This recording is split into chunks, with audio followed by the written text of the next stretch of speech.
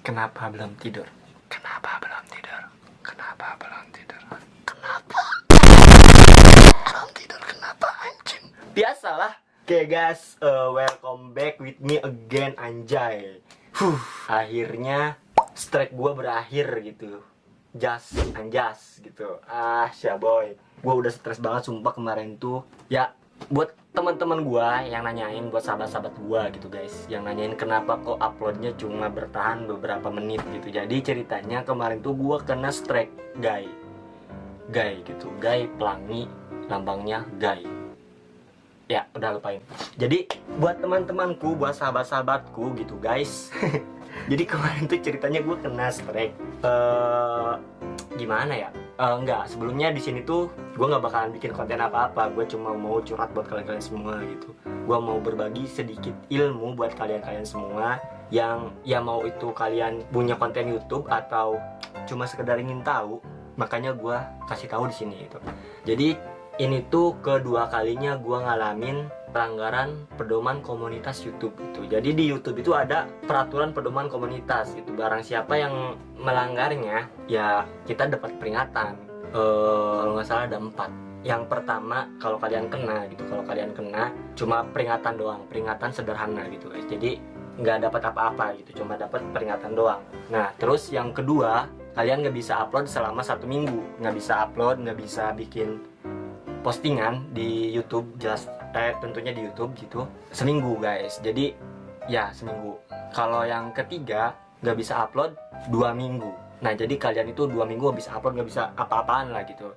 Terus yang keempat, channel anda bisa dihapus gitu.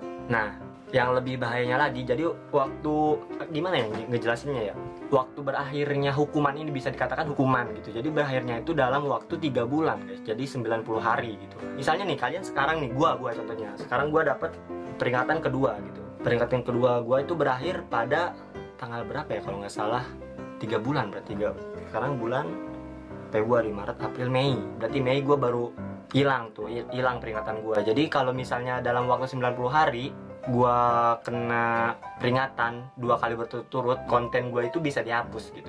Nah, kenapa kita bisa mendapatkan hukuman pedoman komunitas gitu? Ya diantaranya karena ada konten kekerasan, terus membahayakan pada anak kecil. Nah, ini yang paling wow banget gitu, membahayakan anak kecil atau kekerasan terhadap anak kecil gitu. Jadi konten yang pertama gua yang tahun berapa itu ya? Tahun 2018 kalau nggak salah. Jadi gue tuh buat konten tutorial menjadi manusia yang benar. Jadi itu gue kumpulin meme, pokoknya gue kumpulin semua, gue satuin. Nah di salah satunya itu ada konten yang kalian tahu bubble dugan nggak guys? Jadi apa ya, yang kayak bambu dimasukin karbit gitu, yang bunyi. Nah di situ tuh ada anak kecil.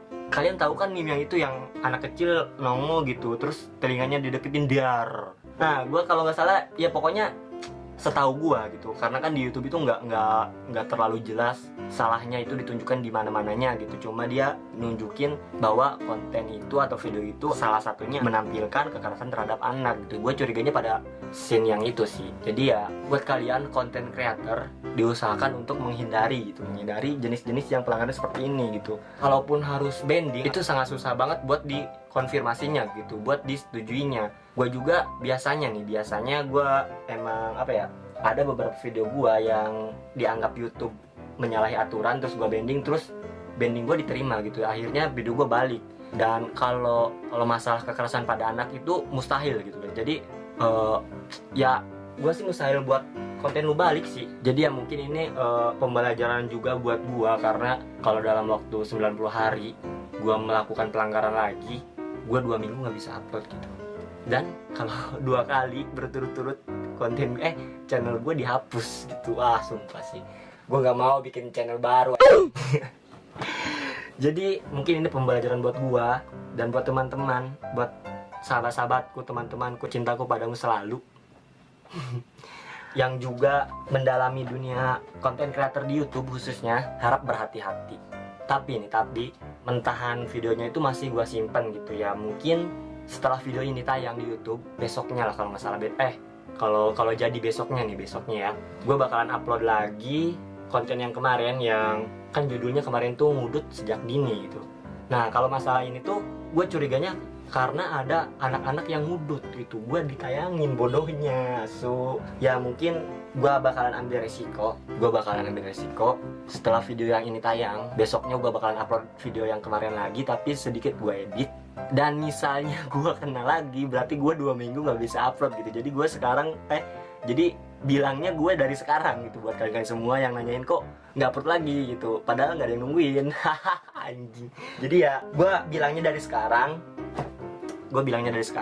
kalau misalnya video besok gue dihapus lagi, berarti itu gue dalam kecemasan yang hakiki gitu guys. Tinggal 1 pelanggaran lagi channel YouTube gue dihapus gitu.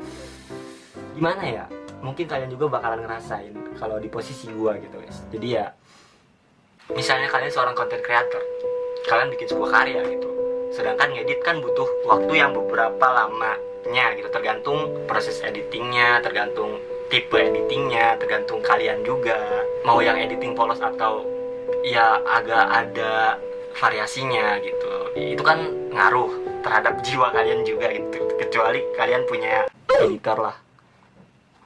Jadi ya gue sih jujur gue sayang banget sama video-video yang gue edit gitu, anjing sayang banget sumpah.